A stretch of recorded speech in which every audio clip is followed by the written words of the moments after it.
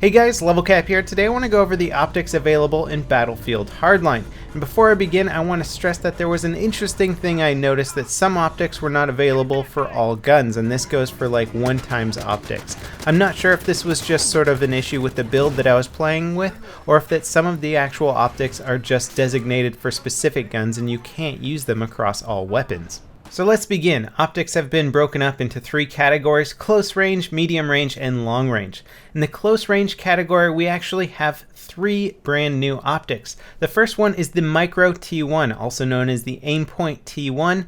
This, again, might only be available for certain guns. I really like this optic in real life, but I have a feeling we're not going to really see the benefits in game, considering how optics are rendered. Then we have the SRS-02 GDS, which stands for Green Dot Sight. This is made by the same company that makes the ACOG. It's Trigicon, and again, this might only be available for certain guns, but again, it's very cool that we're actually getting a little bit of variety in the dot color. Then we have another new one-time sight from Aimpoint. This is the Comp M45, although in real life I think it's just called the Comp M4. It's a red dot sight, a pretty big sight in general. Not really sure if we're going to see many benefits from this compared to some of the other optics in the game, especially since we're still getting the Coyote red dot sight.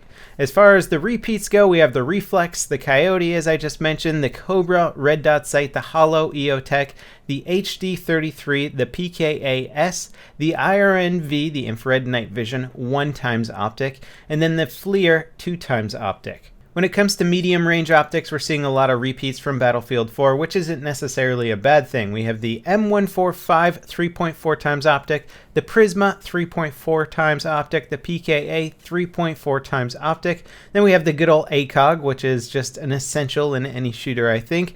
The JGM4 4x optic, and the PSO1 4x optic. Again, these are all repeats from BF4. For the long range optics, we have a lot of repeats again, but this time we've actually reduced the quantity of long range optics. We have what is now being called the TA648, which in Battlefield 4 was the CL6. It's basically a 6x ACOG scope.